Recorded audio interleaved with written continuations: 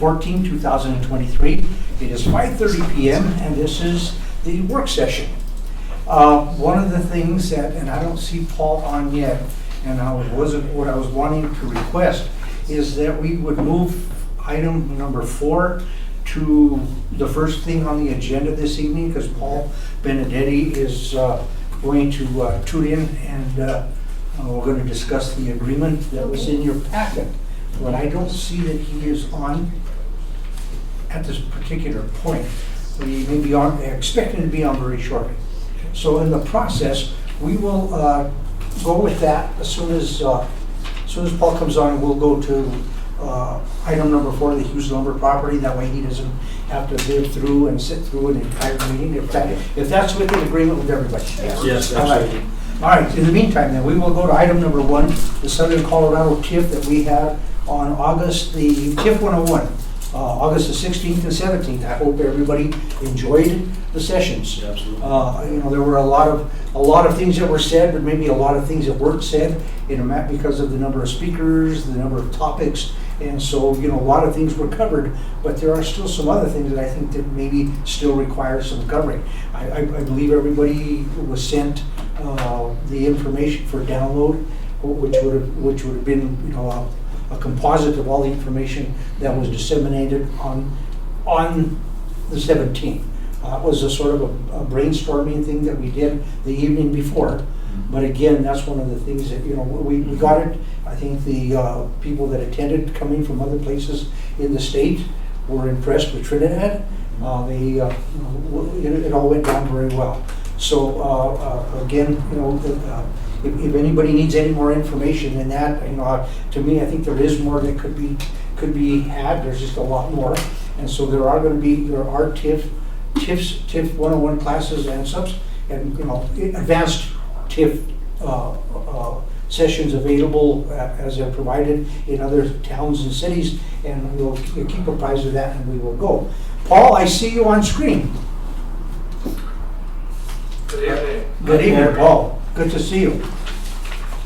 All right, well, we'll move away from the Southern Colorado TIF and go, and we can engage Paul in the topic, one of the topics this evening, and that is I provided on here as a Hughes Lumber update. There's a lot more than when I originally sent.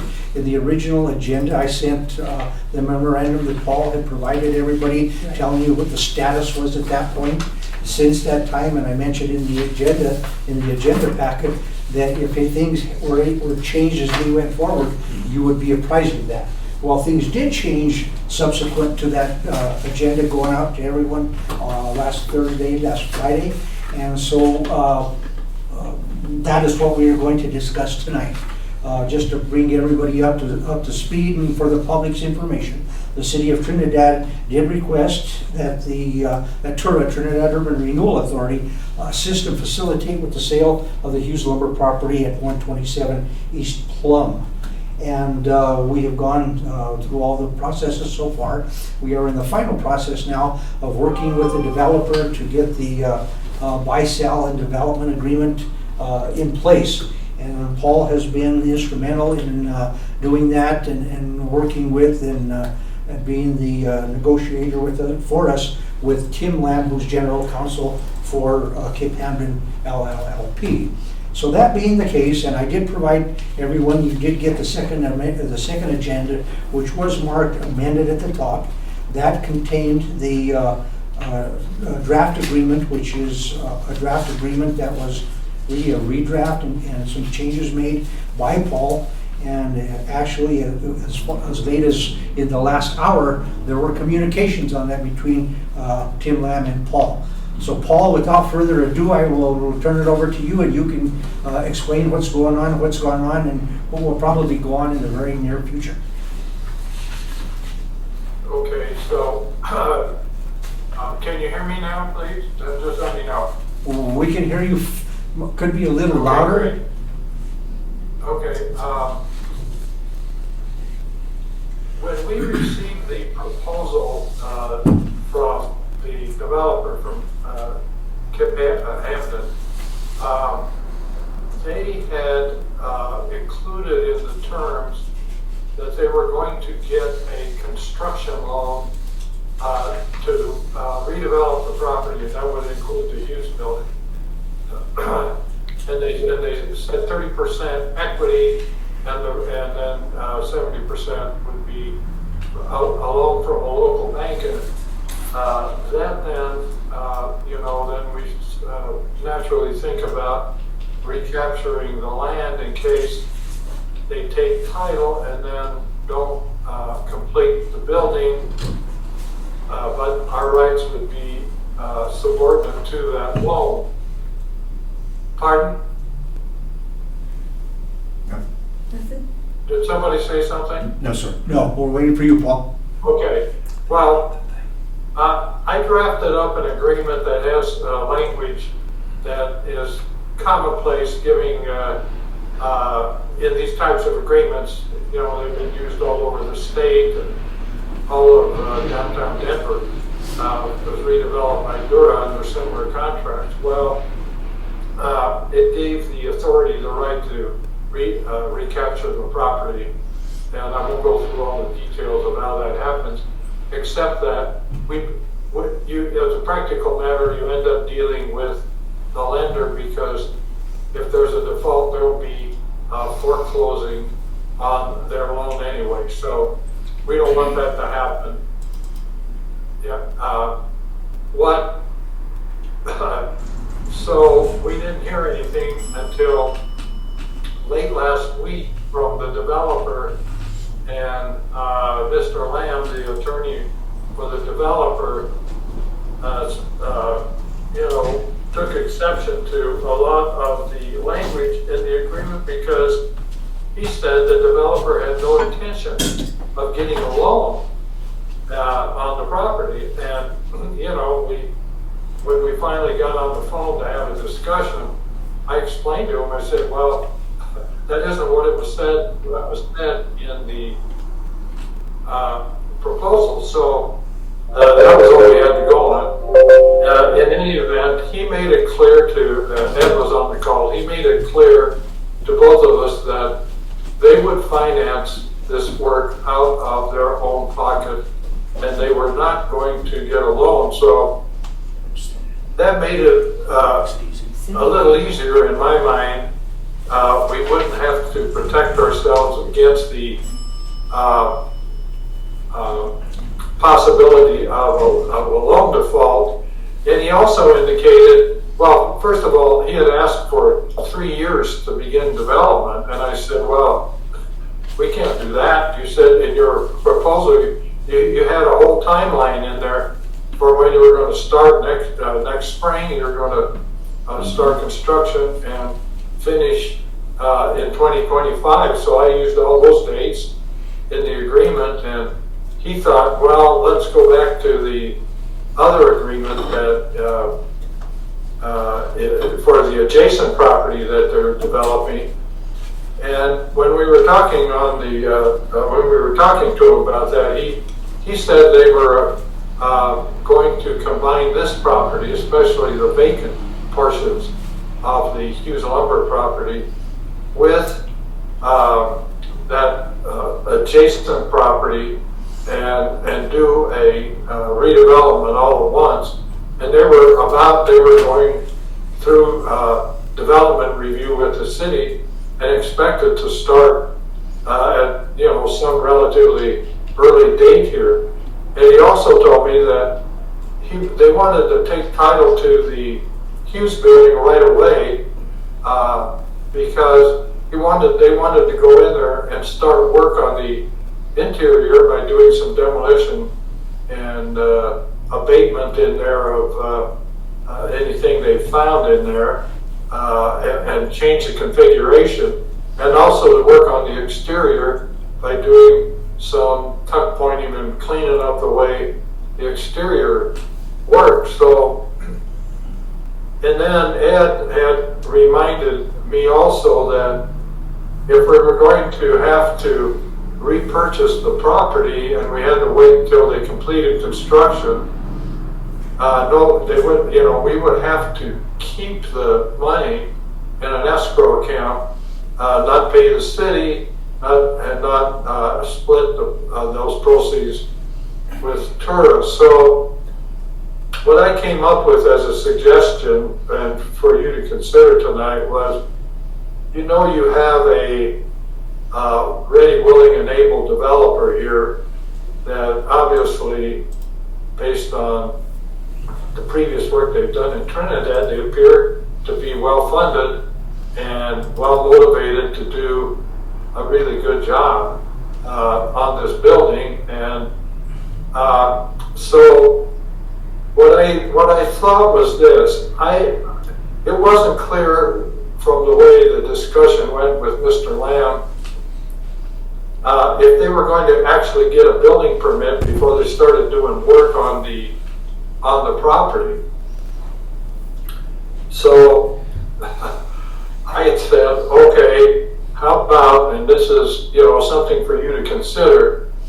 I said, as soon as there has been some significant work, we have a definition in the agreement, and I can tell you a little bit more about that, but soon as they reach a point in construction where they're doing some meaningful demolition, you know, I've lost my, I apologize. Just a brief interruption here. I'm getting ready to go on vacation Saturday, and one thing I've learned over the years, if there's anything that triggers everybody that everything I'm working on that's been sitting stagnant for weeks and months, is somebody finding out I'm going away. And I've been bombarded this afternoon with all kinds of stuff, and all of a sudden here was time for this meeting, and I had my material set aside here to talk to you about this, and naturally I've covered them all up with other documents. But here's the idea. The idea would be that starting 30 days after conveyance, they want to take conveyance now in November. And I'm saying 30 days after conveyance, the authority is going to appoint a representative to notify the developer that they're going to make an inspection of the property to see if construction is started, regardless of whether they have a permit or not. And then that report, and you can do that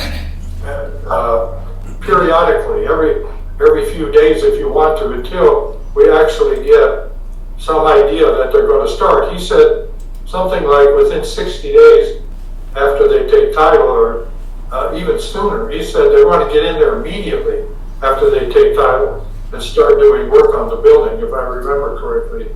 Ed can correct me.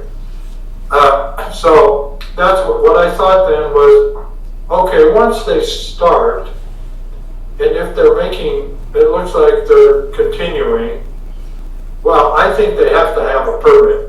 But I'm not sure how things go in Trinidad. Sometimes in smaller cities or even in larger cities, you know, the city doesn't always enforce these things as much as they have a right to.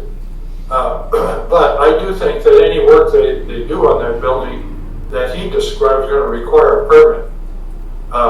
So once they start, man, I think that's enough of a conclusion that, okay, now the deal is done, and the Renewal Authority can keep the money. And since we don't, and then I put a covenant in there that until they get a certificate of occupancy for the building, they will not allow any liens at all to go on the property. In other words, they can't come in and get, they can't get a loan. All they can do is work on the building, get it finished, and get a certificate of occupancy so that it may open and operate for whatever they want to use it for, which is an office and sales facility for the auto dealerships. Apparently they're constructing on the consolidated vacant property.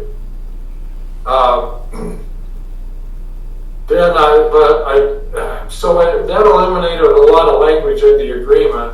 And, I know that's, I may not have recommended that in another instance, and I don't want it to be a precedent for anything else or other developers that you might work with in the future.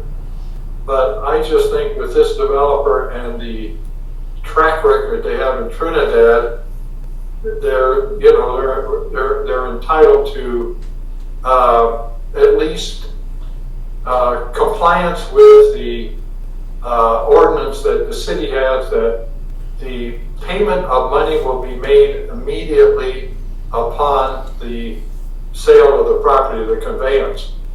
And I interpret that to mean that the city wants its money immediately. And then we have put into the agreement that they have to comply with the historic preservation requirements in an ordinance. And just a few minutes, just an hour before this meeting started,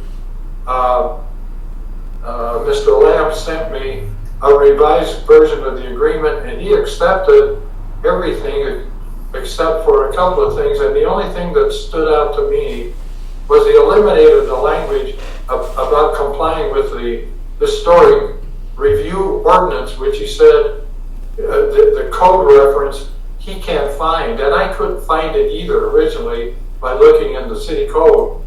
But I think it's related, it's referred to in, and I have to go back and check this, in the ordinance that established the historic district.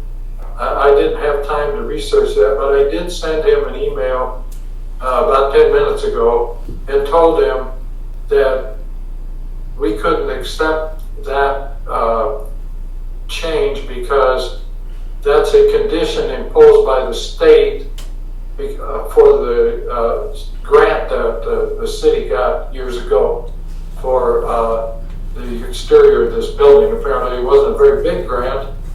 This property is not on the local historic building designation, but it's on the National Register because it contributes to the historic district. And under that category, the city was able to get this grant, and as a result, this ordinance requires that any significant change to the exterior of the building requires a review, and then there's a public hearing before the building permit can be granted. So apparently Mr. Lamb isn't aware of all this. We did have the language in the request for proposals, and I know the city has been concerned with it because they, I got plenty of information from the city that, hey, be careful, we got this grant, we have to make sure we don't violate any agreements we made. There aren't any covenants on the property. There isn't anything that's going to affect, I think, the ultimate sale, except that there was an agreement by the city that they would have the board who reviews historical requests for alterations or building permits for historic properties that are on the National Register, that they comply with this provision. So that's where we are. The agreement is not as complicated as it was, and Ed has it there in front of you, I think, so you can ask me questions. Okay. We will, Paul, a couple of things. The item you're mentioning as far as the commencement and completion of construction, for everybody's information, on the agreement is on page 6, section 7.1. That's what the reference is as far as the construction and commencement and completion of construction. Regarding the section related to in the city's requirements on the historic contribution and requiring review, it's under section 14177.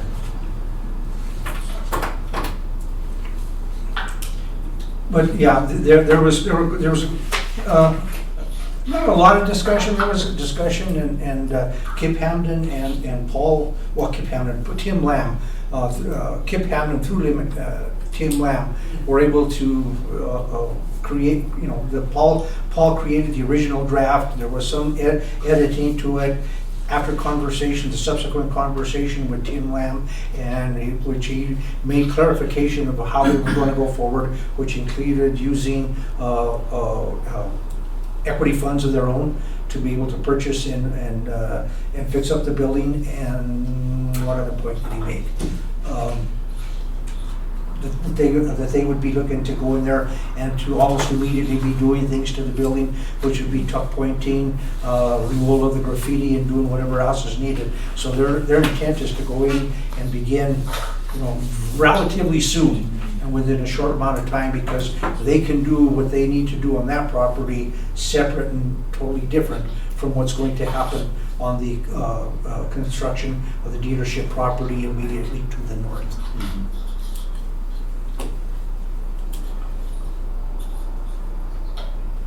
So all, you know, if you go for where the elimination, I think the agreement, which began about 16 pages on the actual language itself, has been reduced to 12, except for the other pages, which include signature pages and exhibit pages. But other than that, you know, that's how much was taken out. So it was modified in a way that it's beneficial to Trinidad Urban Renewal Authority, the City of Trinidad, and the developer. Mhm. I've got a couple questions. Okay. Yeah, I found my copy of the agreement while you were talking there. So what I have here is in section 4.3. This is the language that says the developer agrees to comply with applicable land use planning, design, construction, and maintenance regulations and standards, including compliance with section 14-177 of the Trinidad Municipal Code regarding properties listed on the National Historic Register. And I'm saying that in reliance on their agreement to comply with that, we're not making that a condition to them taking title. We're going to make them, based on the way they presented their proposal, they said they weren't going to start, you know, they weren't going to get their permits until next spring. And the original idea is, well, we're not going to let go of this land until you're ready to start construction. And so what Mr. Lamb told us in effect is, well, we want to take title right away and start working on this building right away. So that's the essence of how this changed without having to get any loans, which I think is a plus. And so we waived that condition because they specifically agreed to comply with this historic requirement. And in his draft, he claimed that was superfluous because he couldn't find section 14-177.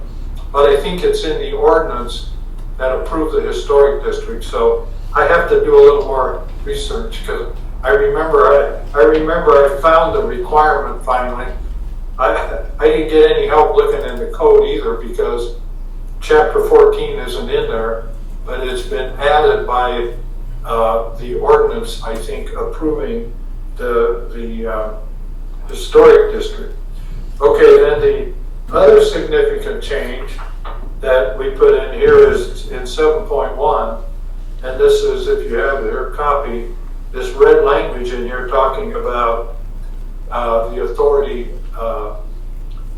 inspecting the building to see if construction has begun, and if it has, then you make a report back to the board here, and it's up to you people to decide if construction has begun, and if it has, then that this will be a conclusive determination that covenant that, to begin construction on the building.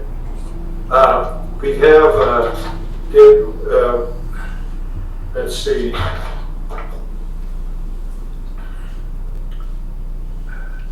Yeah, I put in here that they've represented to us that they're going to start construction within 60 days after. I've given them 60 days. He said right away, but not to haggle. I said, okay, if they start within 60 days, that's pretty good. And so now that's a covenant. If they don't comply with the historic covenant, and if they don't comply with commencement of construction, our remedy is to go to court and get an affirmative court order, an affirmative injunction to make them start. You know, that's what our remedy is now. Because once they've conveyed the property to us, the money now is exchanged for the property, and so we can only enforce these covenants. And if we have to, we can record this contract, and then this would then impair their ability to transfer this property until, and we can put a notice of lease pendants on there that we're getting ready to sue on these covenants. Those are our remedies now. It's very unlikely that they're not going to comply based on their track record, but that's up to you people. You know more about it than I do. Then the other thing they objected to, they talked about they would like to have the opportunity to transfer this to a testamentary in a will or a trust, and they specifically reference a business continuity trust. So we said that was okay, because we just want them to not assign or transfer this building until they've completed construction, because we're relying on the ability and the financial ability of this developer to do what they say. So if they're going to try to transfer it, they have to tell us. And then I did add a language that I thought we should have in here. In 9.0, I put some indemnification language that if they do something wrong there and that we get dragged into a suit by any other party against them, that they'll indemnify the authority and the city and the board of commissioners and the city council against and staff members against any claims. And so if they do something wrong, it's up to them to take care of it. And then I put a financing limitation in 10.0 on here, no liens of any kind until they get a certificate of occupancy of the building. Now, I think these are reasonable controls if you do. So I just wanted to go through and make sure you saw those specific provisions. Okay, Paul, thank you. Sure, we have a few questions from the commissioners, so I will begin as I do from my far right, Commissioner Howlett. I have nothing at this time. All right. Commissioner Lopez. I understand. Yes, thanks, Paul. Thank you for the information and digesting that for us. Couple questions I have regarding the lending mechanism that they're not needing, which is great. We all assume that they have money, or the developer has money to bring this project to fruition. However, is it a requirement that we see that secured funding line item somewhere in their budget to protect Urban Renewal Authority for the city of Trinidad in any way to request that, or are we good with just trusting their word? What did you do with the other, your previous proposal on the adjacent properties? It was a land sale, and it wasn't contingent upon anything like that. It was a vacant parcel, and we had a price. We had several caveats on it, and one being that construction had to begin within 36 months of the date of closing, which was November the 9th, 2021, I believe. So that was what the ones on there, but there wasn't anything in there, I don't believe, that referenced or held anybody's feet to the fire regarding their financing, because the project that's going to be involved on it, the entire project is worth multi-millions of dollars. So we're believing that would have been taken care of within there. But I don't believe, going back and remembering what was in that there's anything that required that they provide to us anything except what they put in the RFP, or the response to the RFP. And they did note in there that there was acquisition with 35% equity. It's what would be in the end 65%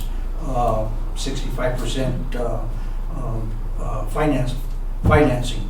And I think some of that language was used it might have been transferred into the response that we got for the Hughes property.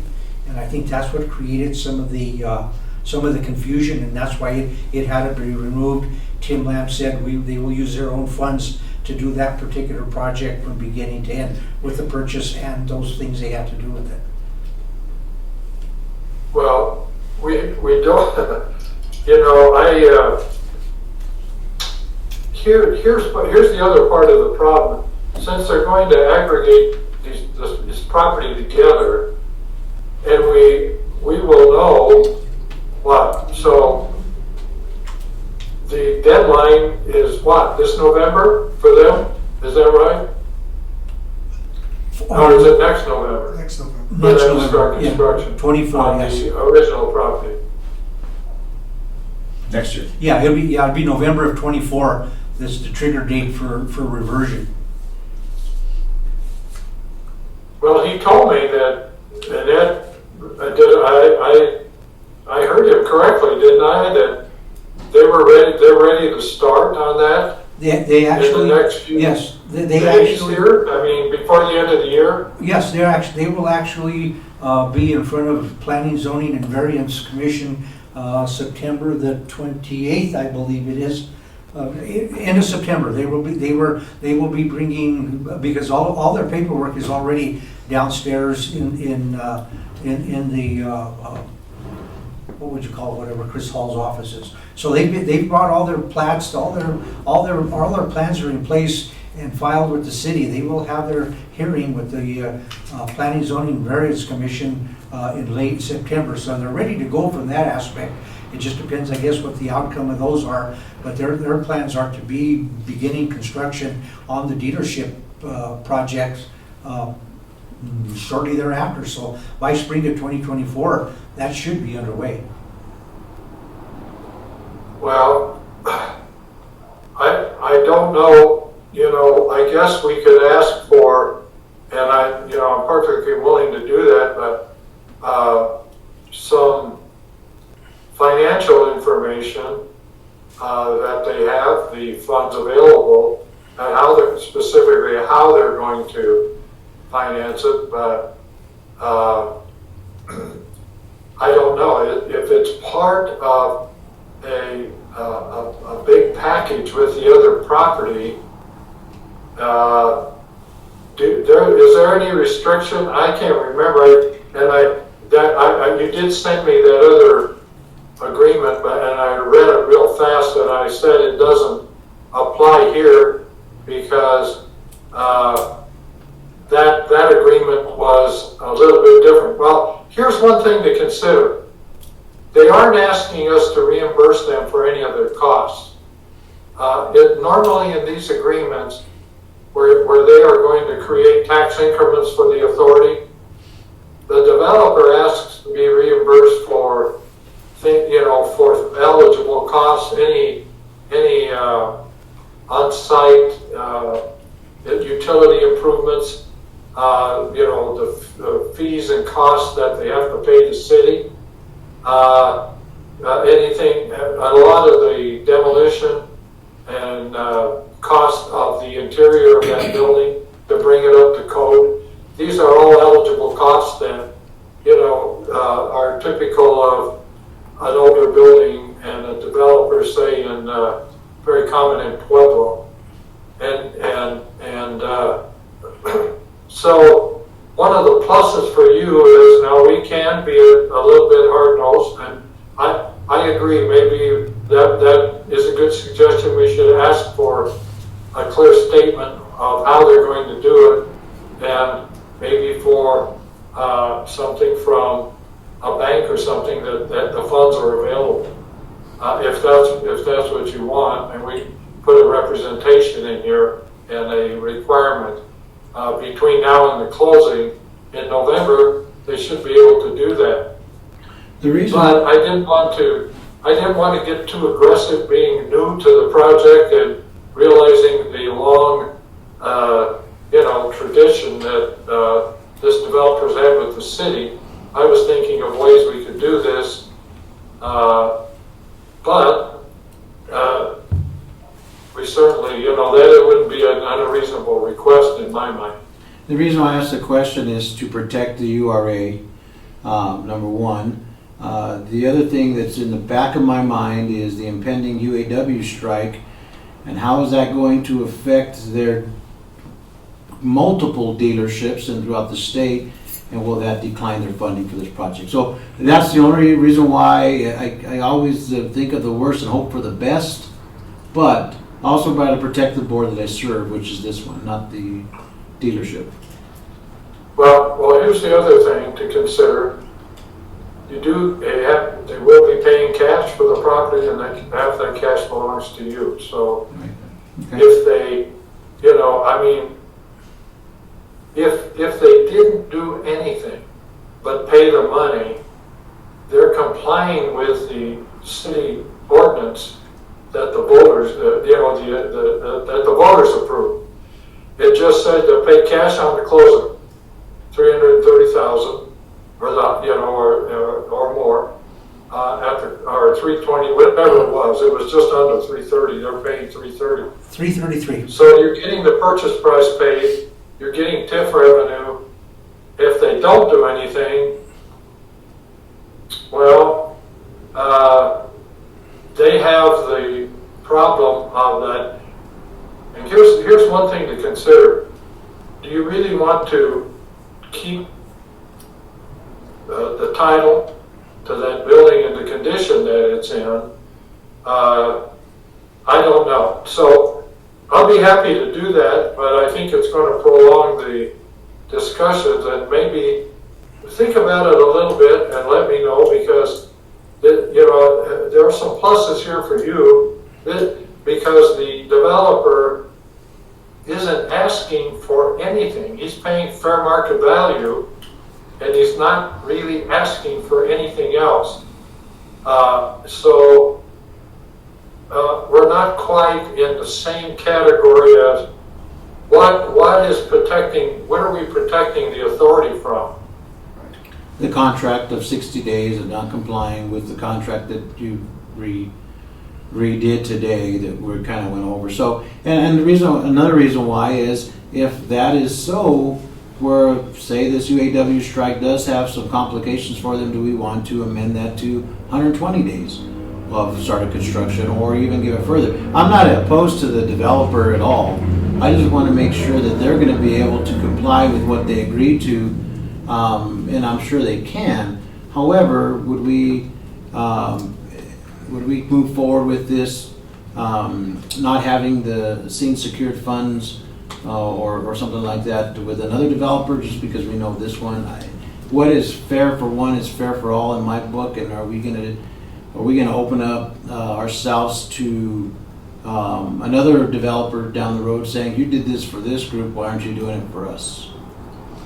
Paul, There's if I no could, comparison. if Listen, I I've been doing this for years and years.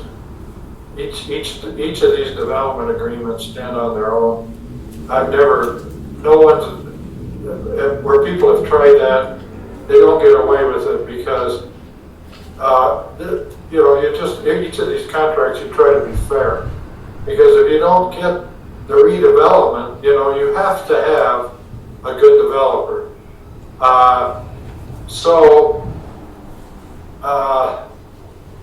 The city isn't really requiring us to, they want us to do a redevelopment contract, and we can't be responsible for everything. If they could get financing, for instance, we'd have to take the property back. But I don't see what we gain by taking the property back now in a bad environment. But I can ask him to start construction sooner, so that we don't. I thought we'd give him maybe. He said they wanted to do it right away. And they wanted to, the original contract, they moved the closing date from October to November in this request, because I don't know, they want the title. The only problem we're going to have is title insurance, and we've already sent them a commitment. They've accepted the sale as is with all of its faults. So you got the money. I don't think you can be criticized for that because, of a strike that you can't control. And I don't know that that's going to have anything to do with this at all.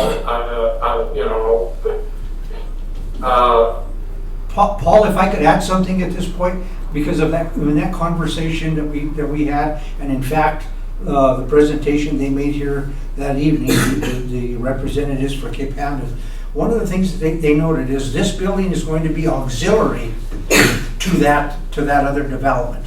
While it will ultimately be a part of it, there will be overage of parking for vehicles that would be from the main dealership below. But this property will be an auxiliary property to that other development, in which they will have some offices and they will have storage of parts and some other things. So I don't believe that the whatever happens, as I guess today is where the D-Day for the strike. But I don't believe that what will happen down there, and I don't even know if it would affect that, but the Hughes property and what happens there is going to be auxiliary to the dealership, to be the Ford Chrysler dealership, to be built on the lands to the northeast of the Hughes property. Okay. Commissioner Howard? Yes, this contract is not with the dealership. This contract has nothing to do with UAW. No, it is not. This contract, that really is not an issue here. For what you said, also, this contract is with Kip Hampton, Yes. LLP. Kip Hampton has done lots of development in our area. It has nothing to do with dealerships, dealership money, selling cars, any of those kinds of things. And so I want to make sure that we're focused on who we're negotiating with, and we're not negotiating with a shadow player here. We're negotiating with Kip Hampton. I certainly would like to see maybe it move up of time schedule, but I like how this contract is written the way it is, and I think there's a lot of protections in it the way it is, and I think we're motivated to this. And we ever had a developer that actually, if a developer wants us to look at a precedent set by this developer, Kip Hampton, they're going to have a high bar to reach in order to, if that's the case. So I really don't see any, and I understand Commissioner Lopez's point. I always love what he brings there, but this contract is not with those parties. This contract is with a specific party who has a relationship here, who has the ability to do that. And if Phil Long goes out of business, and if they never build that dealership, we've sold what we've been authorized to sell and required to sell. And that would be done, irrespective of when they build anything else out there. If the other things last years and they can't do it, they've still purchased the used lumber building from us. It's closed. We've received cash, and we're based on certain remedies that we have in there. Again, when I look at this, the thing I'm certainly interested in is I do think you record that contract. You'd record the contract in there, make sure that's for any title, for any future financing, for any of those kind of things. I think you'd want to make sure that that was in there, just put a speed bump in the way of that. But otherwise, I think your approach, Paul, covered us, provides us with remedies, but actually does what we want, what we're charged to do, and sell the property for the highest price, get cash, and move this body on to things. So thank you very much. That was my reading. And it's going on the tax rolls. It's not on the tax rolls now. So somebody's going to be paying taxes on that. Yeah. And it's going to benefit the authority because now you have, are you getting any TIF revenue? I don't remember. Yes. From this urban renewal area. No. Yes, we get TIF revenue, but not that building because it's publicly owned, so it will go to the private ownership, and then we become in a position to get the TIF. Well, I can ask him, I can ask him to close, if he would agree to close sooner. I mean, if that helps. I like that. Okay. I don't know why they wouldn't, because then we can order, did we order a new commitment from the title company? I just have to walk across the street and give them the order. That commitment they have, they said they would update it for, they're aware of, the commitment they provided was for the city of Trinidad to urban renewal. We can update that from urban renewal, pay the lesser fee for the update, and we'll have a kind of commitment and a policy from the URA to Cape Hampton. So that won't take much to make it a go. Okay. Commissioner Lopez? That's it. Commissioner Heck? From my point of view, we take the money and run. We want to get rid of the building, we want to get the money, we want to get this building on the tax rolls. Paul, it looks like you've got all the T's crossed and the I's dotted. I would love to see it moved up so that nothing, bad can happen, because things do happen, and make it a done deal. And I do, after speaking to these people, I do trust them. I think that they're the best option we will have. I don't think we could get a better option. I don't want to make things harder for them. I would rather make things easier so that they can get going as quick as possible and make it a useful area for the town. Mr. Leone? I do know that they're gonna need that building right away, because that's where they wanna put all their financial and everything else, so that's gotta be their top one priority. So I think we'd be fine doing with what we have. Mr. Bagley? I agree with everything that's been said. I also know what Commissioner Lopez had to say. I'm just glad we were able to deal with it, at least address it. And with Paul being here, I think that's a good thing. But I'm ready to go forward with it as well. So. Anybody else? Okay, Paul, thank you. Like I say, since I was a party to those, to seeing the original draft and having the conversations with Tim Lamb, I think I'm pretty well able to answer any more questions of a general nature to the Trinidad Urban Renewal Authority. But I think it's just a matter of seeing what Tim Lamb's responses to your most recent email within the last hour or so, and otherwise, it seems like it's a go if we can get those couple of things changed, minor modifications. We should be able to get that thing moving forward and get this closed out. I'd like to see it closed by the end of the year. Ed, are you in work session, or is this the official meeting? This is work session. Okay, well, whatever, if you take some formal action or direct me to do something, I guess you could give me direction, in this kind of session, but if you'd rather do it in a regular meeting, that's probably a little more with protocol. It is an action item. It is on my regular agenda, or our regular agenda for tonight. So it is in there for acceptance or approval of this agreement. And I'm going to ask the commissioners when we get there, because there are a couple of little loose ends, as have been discussed, subject to any modifications that have to be made to affect this agreement to go forward and get it signed and move us forward. I have one last question. Go ahead. Paul, what is a vacation? Yeah. What is a I vacation? haven't had one in years. Well, Have fun. I haven't taken very many vacations in my life.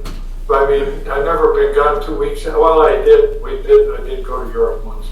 I took my mother and my aunts, including Mary DeLuca from Trinidad. We went to visit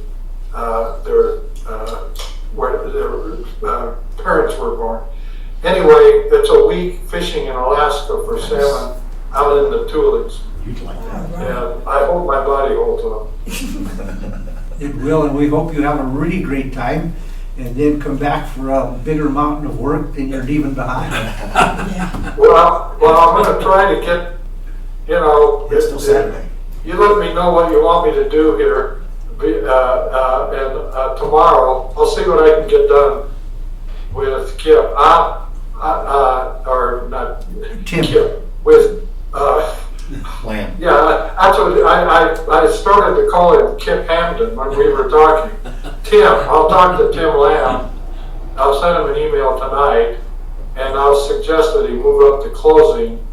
And I'll say the board may have some other requirements, but I said I think we're pretty close on agreement, but you're going to have to comply with the code requirements because our hands are tied. I already told them that. And all I need to do is, after I get off here, I'm going to try to figure out where I found that. I think it was in the ordinance that approved the historic district that adopted another set of regulations that aren't in the city official city code. All right, anything else? Paul, we really do appreciate you taking the time, and I know you're getting ready to get going for your journey, so thank you. I will, after, maybe even tonight after the meeting, I will let you know what we came to our decision on. Thanks so much. Okay, thank you, everyone. Have a good time. It was nice being in Trinidad. I was very impressed with everything that's been going on there. Beautiful city. So, congratulations. Thank you. Thank you, Paul. Thank you. Okay, aside from everything that Paul gave, we still can discuss this if you have more that you want to talk about on the Hughes Lumber property, since it is the topic on the table. One of the things, and a lot of conversation went on, and I'm sure not all of it comes to Paul at the meeting without looking at the document. But one of the things that was expressed, I don't know if it was that night here, but Tim Lamb said it. Their intentions are, and as we talk about that regulation 14177, is that their intent is to take the facade of that building.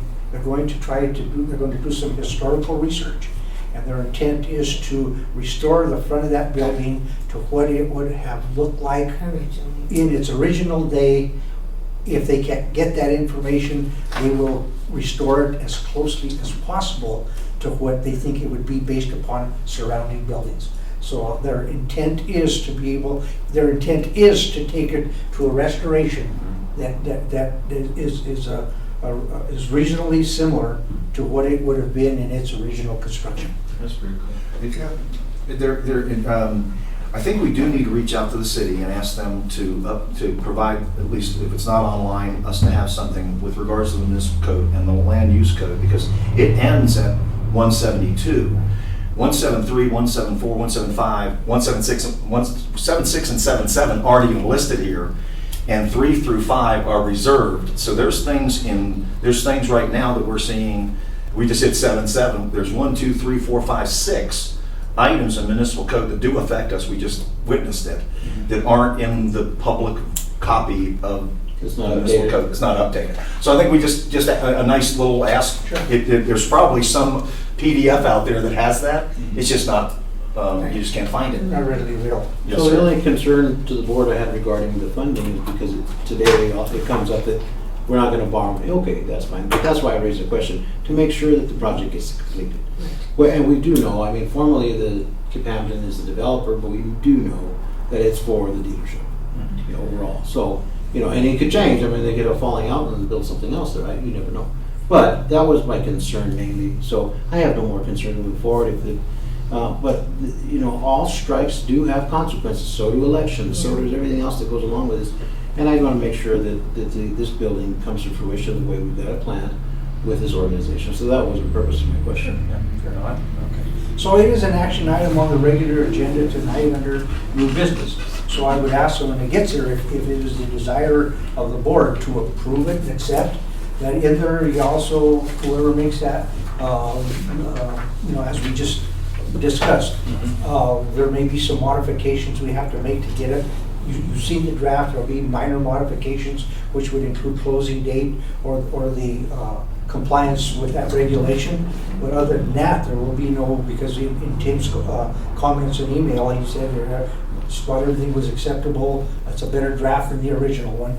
So I think we're that far from getting it to that point. So when we get it to action tonight, if there's a motion to approve it, that motion should include subject to any modifications that are required to finalize that agreement. Anything else on the Hughes property? If not, we will talk about it again in just a few minutes. Returning back to the Southern Colorado TIF 101.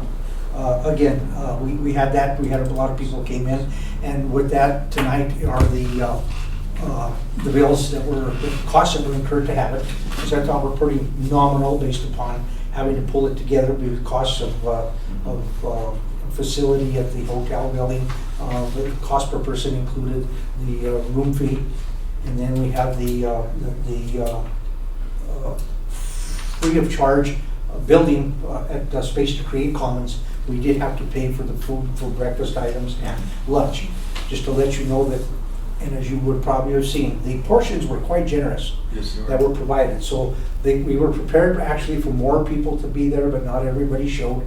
2 people that were going to participate came the day before, came early on Wednesday. The presenters from and Ricker Cunningham. They actually came on Wednesday morning and couldn't stay the rest. So that's why we had them on Zoom the following day. So there were other people that we had planned for. We thought we were going to have in the vicinity of 25. We think we had 17 or 18, I believe. So that's what it all came about. We did have an excess of food and from both breakfast and lunch. That, because it was at a point where some of that was perishable, I took it upon myself to donate it to the soup kitchen over here. They came and immediately picked it up, and Terry DeBotto did acknowledge that they had received it and did express gratitude that it was able to be used. So anything in there, like I said, generous portions, not enough people to eat it, but there are, I'm assuming, people that were able to use it to so that's what you see, and that is my request for reimbursement on this evening, what you see. Just solely for the cost of the I have a concern for you, Mr. Chair. If people find out that you're the event coordinator for that thing, as great as it was, with everything there, you may be out of the insurance business, you may be in the event planning business. You did an incredibly good job. I want to be at all businesses. You did a great job, sir. Well, thank you for attending, and again, if there's more information, more training, anything else you think you need, let me know. But you now have the access to that information, and you can actually go to DCI and they can provide it as well. It's available. All right. Item number 1 and number 4 are basically been taken care of. We move on to item number 2, Los Animas County Assessor and the certification evaluation. I recently had a chance and opportunity to meet with Jody, the model, the Los Animas County Assessor. And I did invite her to be here this evening, but she wasn't able to, so she has indicated that tentatively she will be here in the October meeting. And so it'd be very, in light of a lot of things that are going on with taxation and assessments, it would be really nice to have her here. She did say that she would. I did provide to you the information that was sent. Unfortunately, it got to me in time to get it to you. But what happened is it was mailed to an improper P.O. box. Instead of the city's P.O. box, it was sent to an erroneous mailbox, and so it didn't get. So when I went looking for it, she was nice enough to be able to send me that information that is contained in the packet for you this evening. In that information I gave, which is the tally sheet that is provided by, what's the name of that company? Tyler Technologies? Tyler. Tyler Technologies that does that work. I gave not only the information for the compilation of the information for the tax year 2023, but I gave you the 2022 for comparison. So what you see, when you see in the upper right-hand corner, 22 and 23, that is information for what we're thinking, and we're gonna have some more conversation. That is what there's a little bit of change, valuations have changed, and the amount of TIF increase, or the TIF percentage has increased, although that could change as well. But that is the information that I gave, and that is based upon the certification that the assessor's office has to have by August 15th?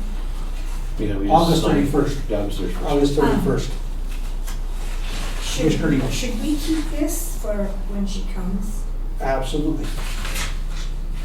And one thing I say, I do send sometimes, I repeat, and maybe the information I distribute is redundant. I've provided it in the past, but sometimes if, reliant on going back on last month's or months ago documentation, that's why I present it. So sometimes it becomes difficult to do, but that's what it is. So again, I've invited Assessor Amato, and she tentatively will be here in October. Any questions on that? Was sure grateful that she came to that TIF one-on-one class and took her time. Yes, yeah. Because I know she's pulled in lots of different directions, but she made time. She had some That was fire- really, she's, what a great thing she did for us. She also had some fires to put out that morning before she could come and see us. She had said that, so, yeah. All right. Thank her. All right, moving on from that, item number 3, the 2024 preliminary budget. Now, I'm a little bit early on this to you all, but maybe I'm not so early on this, because the regulations require that by October 15th, the budget officer, and I guess I've got that dubious title as well, the budget officer for the organization has to present TURA with the proposed budget for the coming year. I am giving it to you now because I think a month in advance, there's a lot of input to be worked with that you may need to provide to me. Now, I did in the original agenda packet send a budget. Now, we have generalized line items, and I also sent a second one. I'm going to locate it in my menagerie of stuff here. But I did send, you did get an amended agenda just a couple of days ago, and that was as a result of having to get the information on this draft agreement. I did send in there and nothing changed. I think it did include another budget for the coming year within that as well. I just have to locate it in my information. But nothing changed on that, except that, and I'm using what I project to be, and it's in the notes. I'm projecting what our cash on hand will be based upon what we have now and what I estimate as expenditures between now and the end of the year. That is the cash on hand. So I'll start out, number one, with the TIF revenue, $18,000.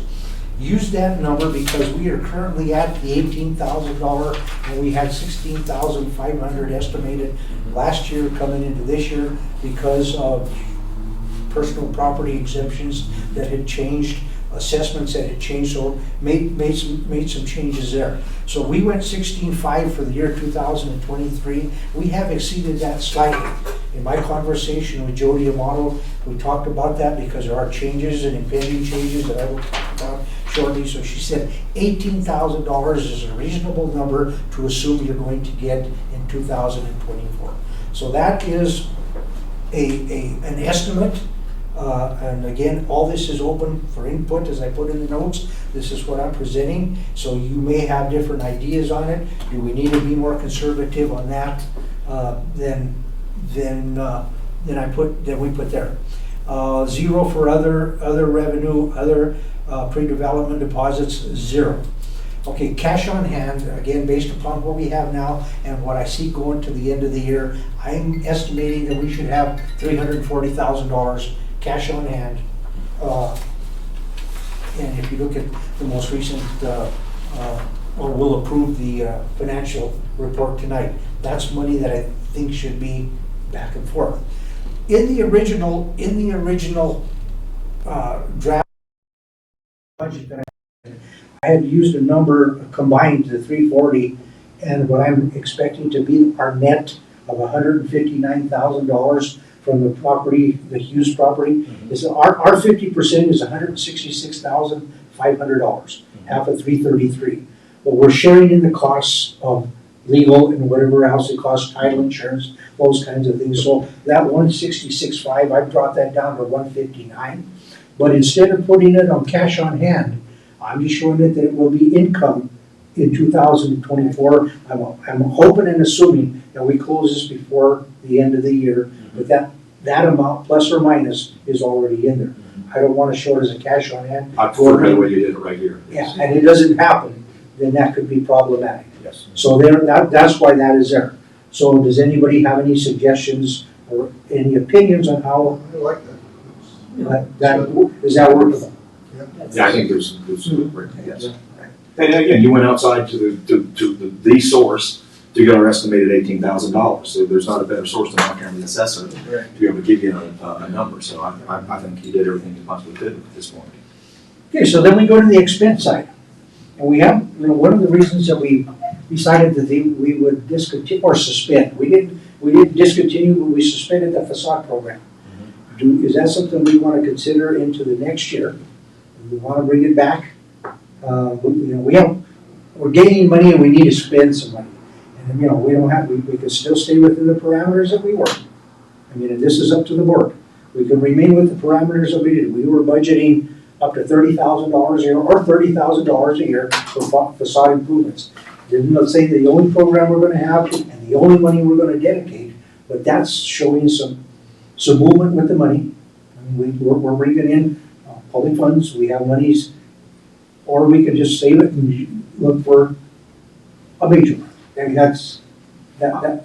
I really believe that we need to get at least maybe look at a part-time executive director, bring that person in. If it's somebody that actually has experience in this area, I think it'll pay for itself. I think we have enough funds to move to that next level of getting ourselves, even if it's a part-time executive director, bring that person in, empower them to help where we want to be, have them thinking about it when they wake up in the morning, when they go to bed at night, and move forward. And I think we have the funds there, so I would probably be saying, keep the sod grant suspended again for a period of time, because a lot of the private enterprise is taking care of a lot of our buildings that are out there right now. No, I've addressed that. I addressed that in that, I will, aside from the facade, we don't have to do it. I've got it, it's in there with question marks.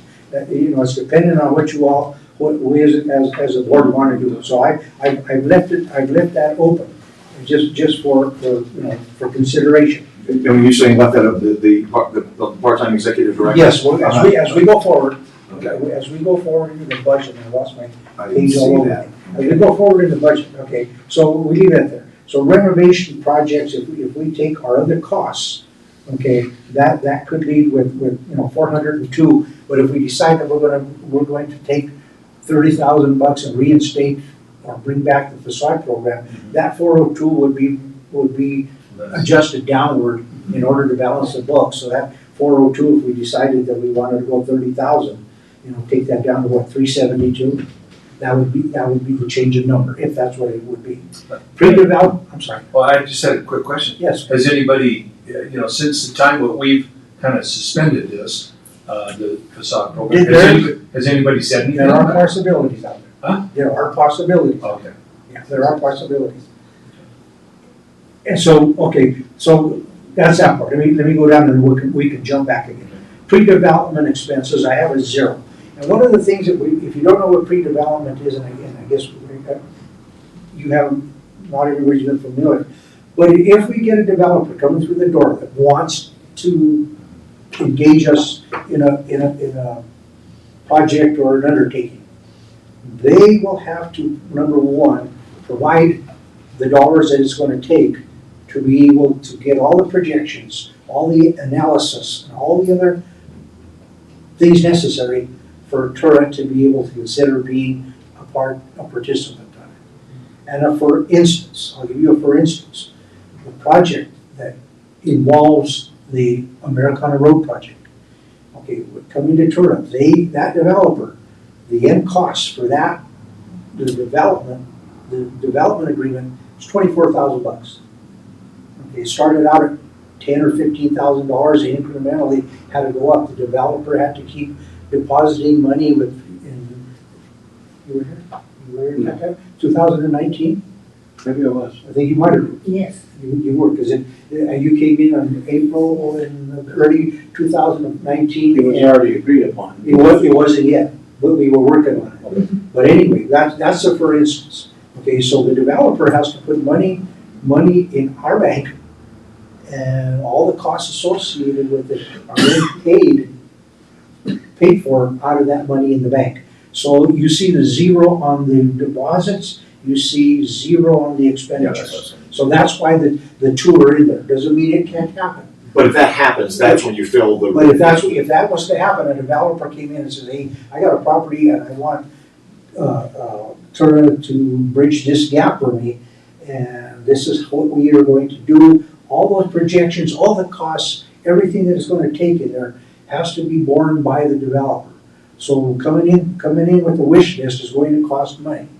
And so coming through the door, Yeah. they will have to deposit money. We then pay those bills from the money they have deposited. And So is that usually a wash though? It's $24,000. They would have to put the $24,000 out. We now have the expenses as they go forward and that. Yes. So it's usually a wash. It isn't anything. It's a wash, yeah, whatever it is in that, and that's the agreement. The agreement Got is if you're gonna put X amount down, but if it exceeds that, you will do that. We had one other one, that we did have somebody else that was wanting to do that as well. They deposited it, it was for the Opera House. There was an individual that owned an Opera House and they were wanting to develop it. They came to TURA and we were requested to be a part of that going forward, but, the development, they did put a deposit down, $10,000, and it didn't go anywhere. We gave them back the $10,000 because there were no costs incurred. When he was looking at it from a distance, they were looking at continued costs of renovation that wasn't realistic for them to gain funding.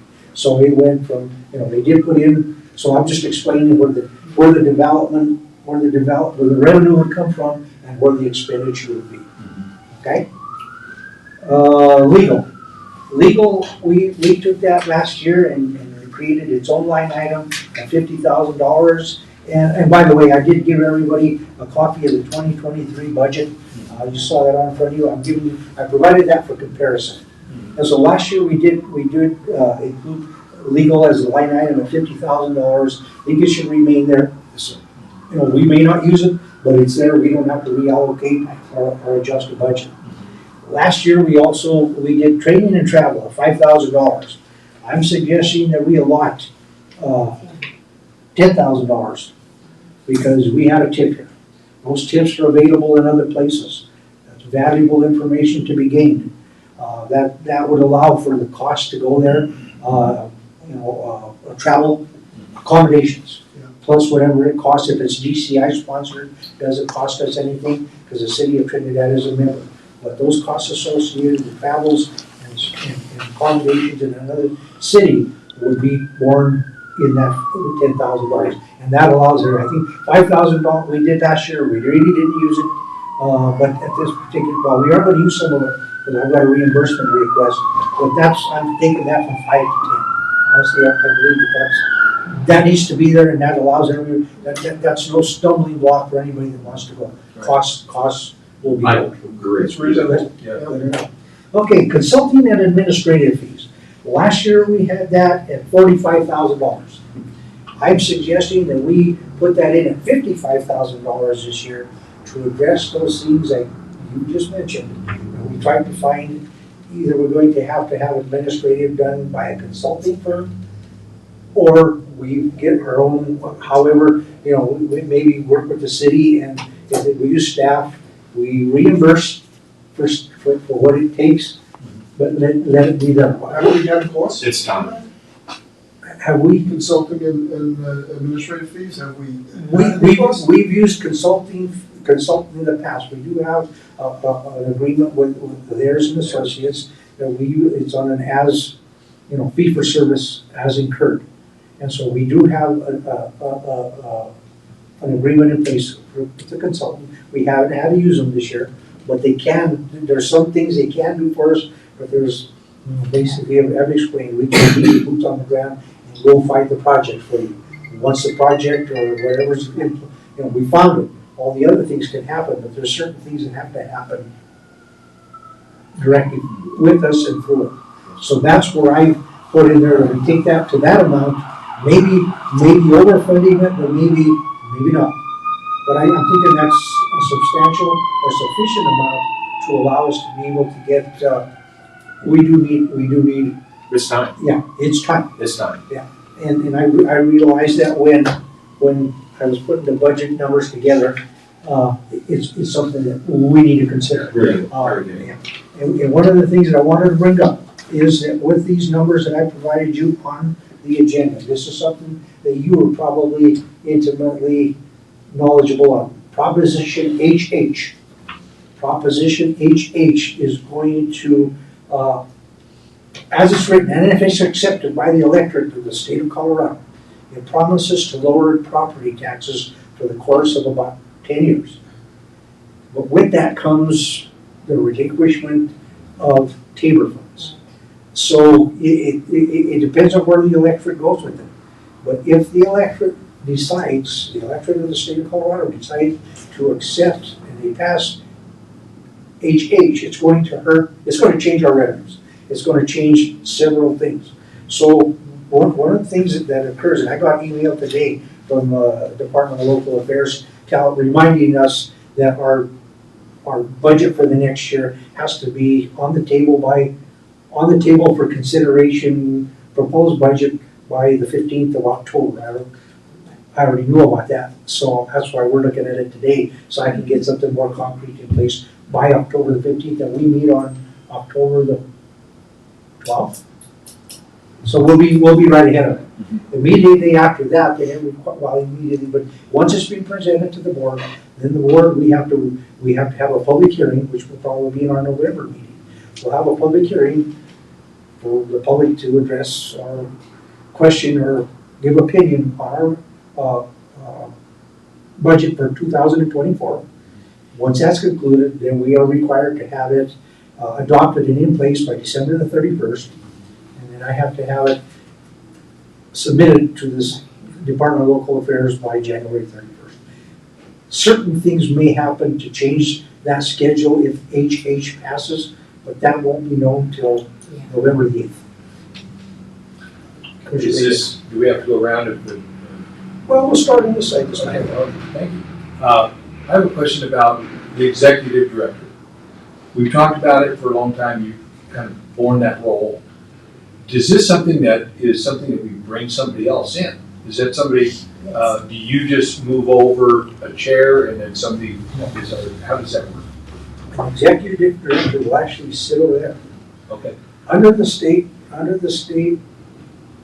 law, under the statute that governs urban renewal authority, it is written in there that an urban renewal may appoint an executive director / secretary.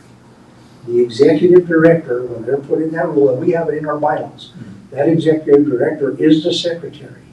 Okay, so not only do they do all those other things, but they become the recorder of all these things that would change the ballgame. So that's what it is. So the state does not say you must have one. It says you may have one. The logical way to have it is to have an executive director. Me acting in this role, I'm not acting as an executive director, but as a chairman, I am doing all those tasks that we need to keep the urban renewal operating and alive. And so that's where it's at. The executive director would pick up on all of that, and then we just sit here and set policy and pass on those things that we have to do. So that's where it changes. I would like, if I can, I need to sit with the city of Trinidad and see how we update the cooperation agreement that we have, because it's pretty well dated. And so we need to change it, and, I don't think any change will allow us, that cooperation agreement allows us to use this facility, staff at most all levels, and so it's there, and they have been very gracious in that generous in that. I mean, they're not only have they been generous to allow that, they have provided staff in the past. It changed very, I think we had three directors with change of staff, the most recent being when Greg Sun left in 2019. September of 2019 is where we had a will fall off, and that's what we're taking on. So if we can get it done, if not, that's probably the easiest place to do it. We can, if it takes funding, we can reimburse back if that's what it is, because we do have the funds. When we first came into being, with about $1,500. And over time, we've gained it. Just as an FYI, the money that you see in that, our fund balance, 175,000 of that is because the city of Trinidad in 2017 gave us $100,000 from marijuana tax proceeds, and in 2021, 2020 it took us a little longer to close it than we wanted to, but then we got $75,000 proceeds from the sale of the property on Cedar Street. So $175,000 is what the city has contributed to our coffers, and now we're on the cusp of getting another net of 166. We're a good investment. So the city of Trinidad has been generous to us, and so for all said, We're a good investment. yeah. So it's done well. So that's one of the things. So now we go back to the discussion of the budget.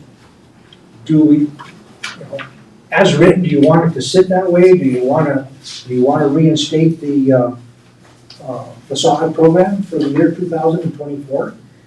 Do it as is? Do you want to change the TIF revenue estimate from 18 down to 16.5 again? We exceeded expectations. We're look at we're above $18,000 now, almost $19,000, and we should have a few more checks by year's end. So we should be in the 20,000 range. We have exceeded the estimate for the year. So do you want to look at doing it? Because we, aside from that, we do have money in the till. I like the facade program. I like the fact that I see on people's windows, that Yeah, we were there. we were there. We were there. Well, and here's the thing. We had people, when before it was suspended, they would come to us with a project, and it didn't match what our requirements are for a project. So we can have it on the budget, we can encourage people to do it, but that doesn't mean any and every project gets funded. The ones that get funded are the ones that actually are appropriate. Now, like we didn't do the one with the neon sign, because it didn't really do what, it wasn't a facade, it was a sign grant, we don't do those. So I'm comfortable having it there, because we still have oversight with regards to where the funds go, and if we don't spend it, we've done it before, we roll it over, right? So it's almost like there's a no lose there, but we attract people in again, and we get on some windows stickers. I have no problem with that. And now that we've suspended for one time, tune things up, tune things in. I like where we are. I like the budget as you have it here. I agree. 30,000 would be good to add to that facade program. The rest is fine the way it's presented. Okay, so as I bring it to you next month, you're going to see the expenses with the facade program come in at $30,000. The next line will be reduced by that amount in order to balance out at 517. That 402 will become 372.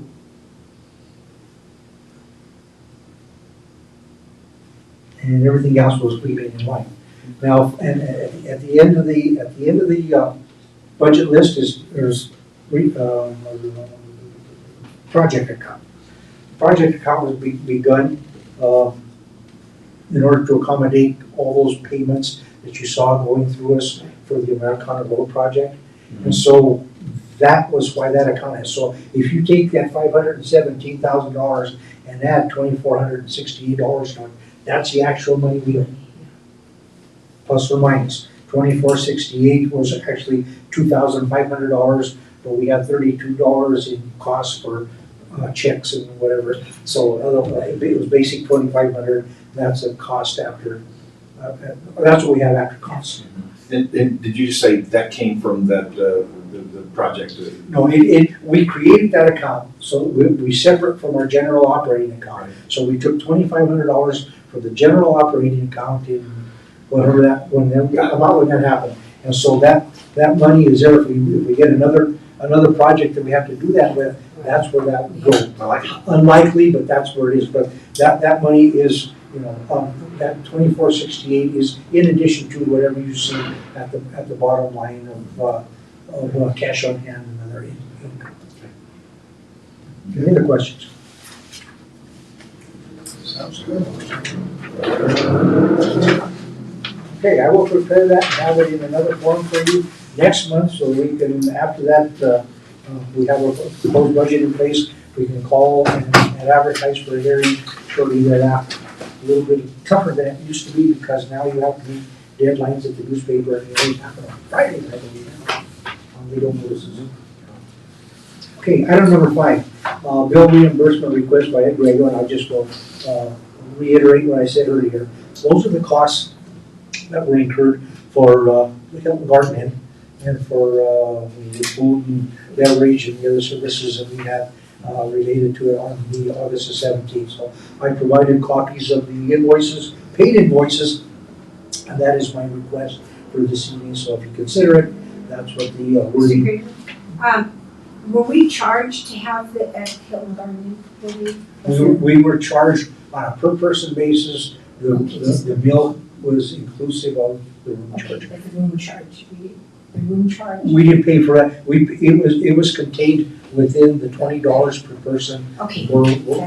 Yeah, so it was a composite. Great deal. Good deal. I think it was impressive myself. Yeah, it was very nice. Any other questions on it? Item number 6, the Hilton Garden grand opening.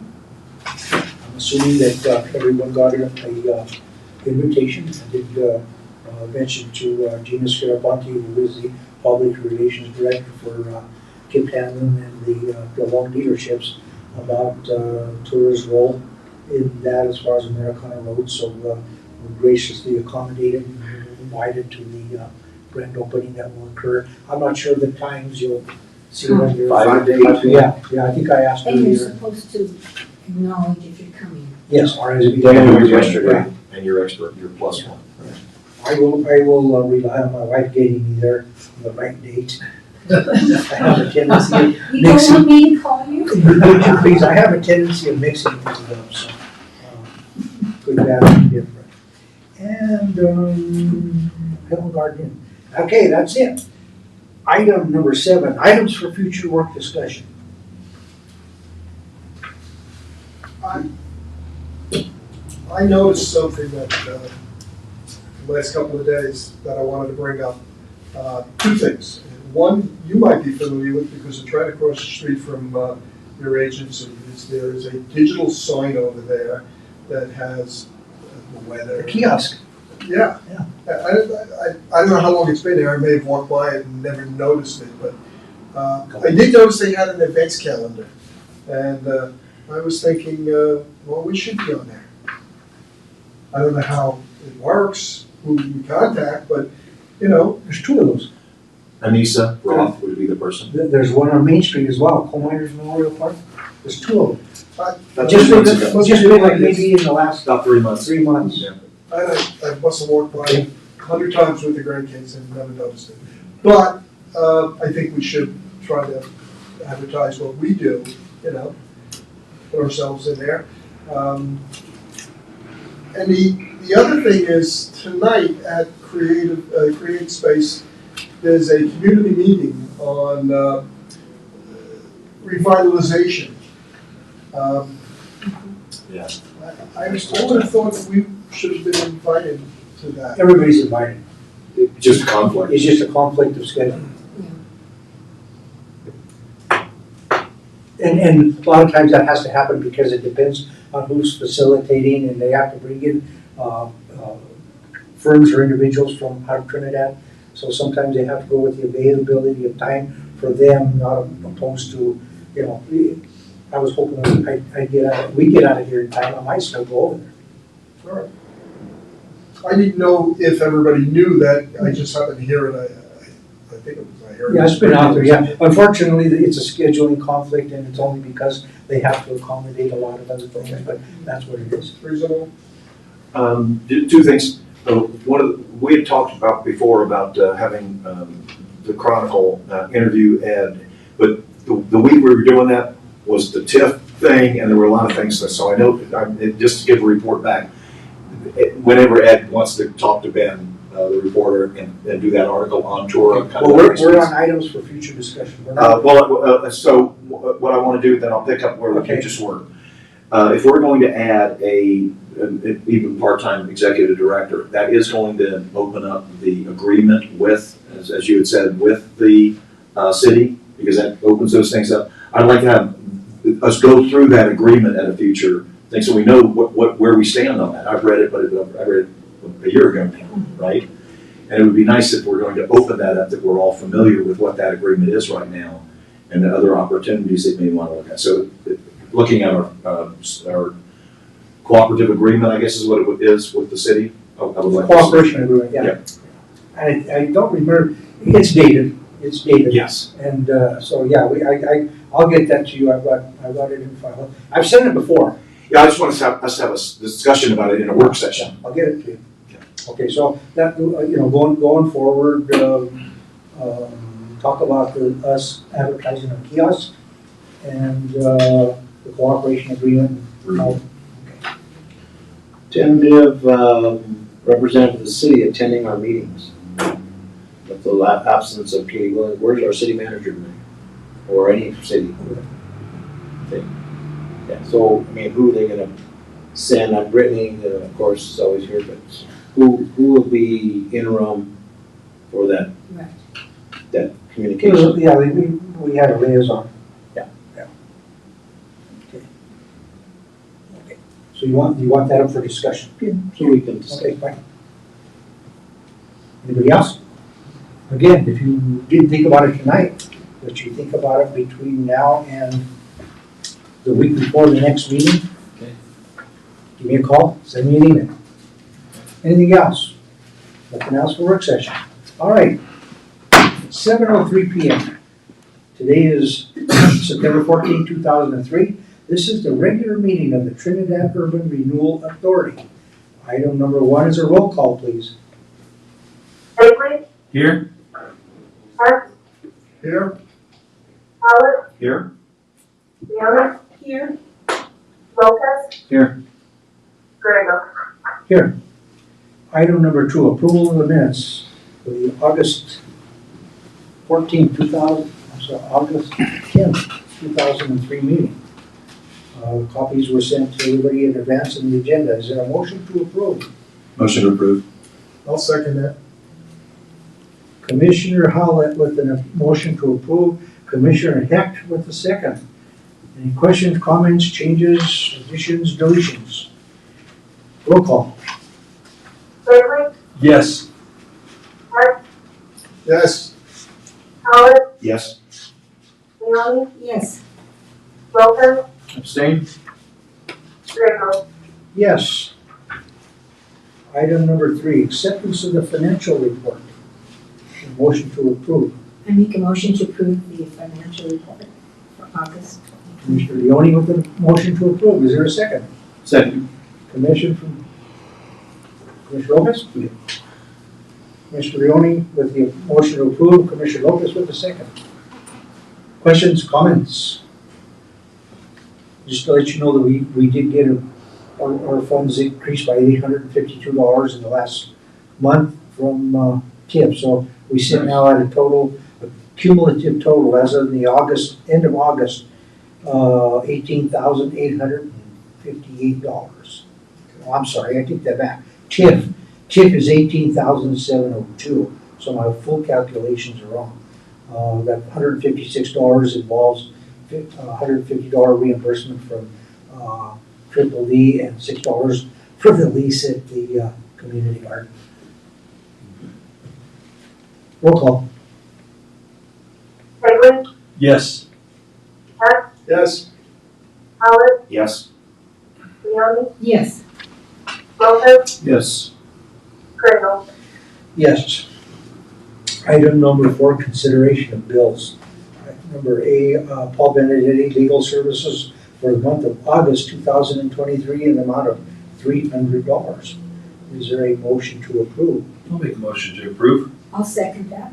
Commissioner Bagley with a motion for approval with Commissioner Leoni, am I correct, on the second? Comments, questions? Roll call. Bagley, Yes. Yes. Howard, Yes. Leoni, Yes. Lopez, Yes. Grego. Yes. Item 4B, reimbursement request from Ed Griego for costs associated with the Southern Colorado TIF 101, dates August 16th of 2023 and August 17th, 2023. Provided copies of the paid invoices for everybody's review. Is there a motion to approve? Motion to approve the reimbursement for costs associated with the Southern Colorado TIF 101 retreat to Chairman Ed Griego in the amount of $1,416.83. I'll second that. Commissioner Howard with a motion to approve, the second by Commissioner Heck. Just a couple of footnotes on there. The reason I went about it in this fashion, and I did present this, although I was remotely attending that day, but we don't have a credit card, and, so, I just went ahead and paid with the costs involved and did it this way. As time goes forward, we'll have to think of a different way to do it, but that was the easiest way for me to get it done, because I didn't want the vendors to have to wait for any period of time beyond that, so that, otherwise they'd be waiting for today for a check tomorrow, and I don't. Well, thank you, Ed, for doing that. Thank you. Can we bring that as a future work session conversation? Can we Yes. get a debit card like that? Let's throw that on there right now, it's right fresh in mind.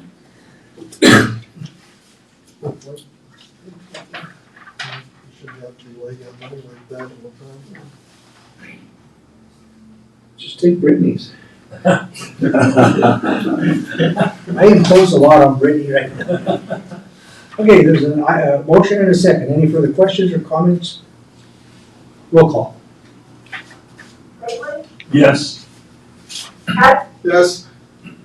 Howard, Yes. Leoni, Yes. Lopez, Yes. Grego. Abstain. Item number 5, petitions or communications are all written. Is there anyone in the sitting audience or anybody attending via go-to meetings that would like to address Trinidad Urban Renewal Authority? Ask again, is there anybody in the sitting audience or anybody attending online via go-to meetings that would like to address the Trinidad Urban Renewal Authority? Let the record reflect that no one has come forward. Item number 6, old business, there's none of record. Item number 7, new business. The Hughes Lumber property, consideration to accept the agreement to buy, sell, and redevelop real estate. With that, motion to consider and approve, I would, as suggested in the work session, add language or verbiage in there that says, subject to. I make a motion to accept the agreement, subject to any modifications that may be needed. I'll second Commissioner Leoni with a motion to approve, with Commissioner Bagley as on the second. Any questions or comments? Comment. I'd like to recommend, see if Jerry can be the TURA rep, because that's in the agreement as well, so we can have a representative that has access and can go and make sure that things are being done in timely order and building, and you kind of do that in a way. So I would like to see if we make that part of to fulfill that representative role. That'd be a separate motion? Or we do it all in one? We'll send the agreement, so After the agreement is signed, we can appoint. After the agreement. Okay. is signed, this will be- Not a problem. It's not on the agenda, so we can't do it. Not a problem. Well, we can. Okay. Keep that in mind, Jerry. Keep that in mind. I will. You know your future job. Okay, thank you. There you go. New job. That's it. Motion and a second. Are there any further questions or comments? Okay, well, it was just, you've heard all my comments on it. I was privileged to be a part of the conversations and reading the original draft, which, the original always leads to subsequent. So it got there, you got the most recent draft form, which will probably be 99.5% of what's contained, except for those little things that Paul mentioned tonight. So that being the case, we can see how quickly we can move forward to get this closed and have it so the developer can begin their work in occupancy. Roll call. Gregory, Yes. Yes, Howard, Yes. Leone, Yes. Lopez, Yes. Grego. Yes. Item number 8, report by the executive director, or executive director, obviously. I just like to mention though, from the chair, that on yesterday, the 13th of September, I did attend or participate in the Downtown Colorado Incorporated monthly call-in meeting for URAs. And again, the great reception and comments about the city of Trinidad and TIF 101. So that was really nice. A couple of things that we reported on there. Troy, I have to get Troy's last name from the bond market. You know who he is. Troy, the financial guy. Yep. He did say that things are sort of slowing down bond market because of interest rates and a lot of other things that are affecting or seeing stagnancy. So that's one of the things that came out of that. And Zariah from Colorado Springs did say that they have TIF projects on hold right now as a result of these kinds of things happening. So the economic conditions are affecting certain things that are happening. All I have to report as far as my attendance, reports by commissioners. Couple. After the conference we had, I had a discussion with my board of county commissioners regarding future TURA projects and what was discussed at that retreat or meeting, possibly including the assessor of the treasurer's office and including them in future projects, which was discussed there, and also receiving some sort of financial assistance for their efforts in the future for big projects and stuff. So that was discussed with our board, and the next steps will be taking place between our Bill Dorenkamp and Mr. Grable, if we decide to go that route. But it's just to have that discussion with them. And then something that has nothing to do with either or, the South Central Council of Governments has an interim director, Brian Blasey, at this point. Jennifer Oliver has resigned. That's it. Anyone else? We're going to get to the most popular one of the evening. Motion to adjourn. Number 10, motion to adjourn. Commissioner Howell. Yes, I make a motion to adjourn. let's second that. If there are no dissenting votes, we will call this meeting adjourned at 7:13 p.m. Great work, all. Great.